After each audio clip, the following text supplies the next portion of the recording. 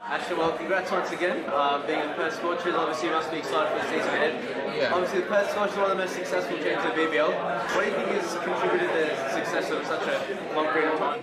We look after one another. I think it's always the people-first mentality of the Scorchers. I think in any workplace that's what people want, to feel valued and feel like they're doing meaningful work. We have a team-first attitude at all times, and we have all the resources we need to succeed.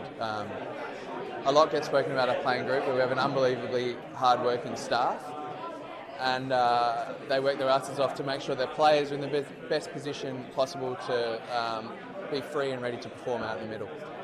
I think it was really good to see all the nominations for the Platinum players. I guess the name that I personally was sort of interested to know, didn't get a mention is the Sri Lankan all-rounder, Wanindu Hasaranga, number 2 ranked bowler in the world in T20s, number 4 ranked T20 all-rounder. He was a man of the series in the recently concluded Lanka Premier League. Do you reckon you might see a bit of him this summer? Would any of the teams want to get a hold of him? Oh, that'd be silly not to get a hold of him, I think. Wanindu is a great bowler, very difficult to pick. You sort of never know what he's bowling. He's got that low round arm ball as well. I think he got me out first ball in Sri Lanka and then almost nicked me off first ball again in another game. So he's a tricky customer, and his batting's come a really long way. He clearly likes the big stage and he loves performing in big games for Sri Lanka. He'd be a very handy addition.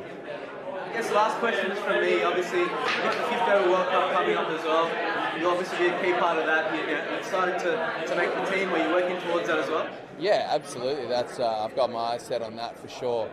I love playing for Australia. The thought of playing in a World Cup is really exciting. And a World Cup in India is even more exciting, to be honest.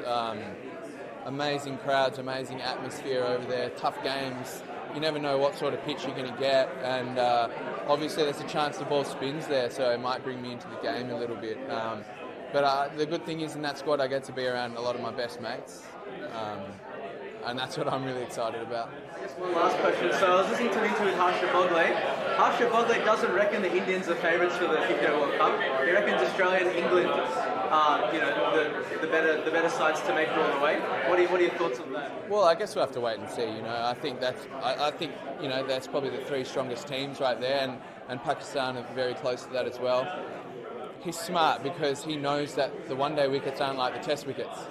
So the one-day wickets can be glassy and flat like this concrete floor, and that brings everyone into the game, particularly the ones with the really potent batting lineups. But India's a very dangerous team, For me, they're the favourites, but I think Australia, obviously, England, Pakistan, they're the top 4 in my eyes.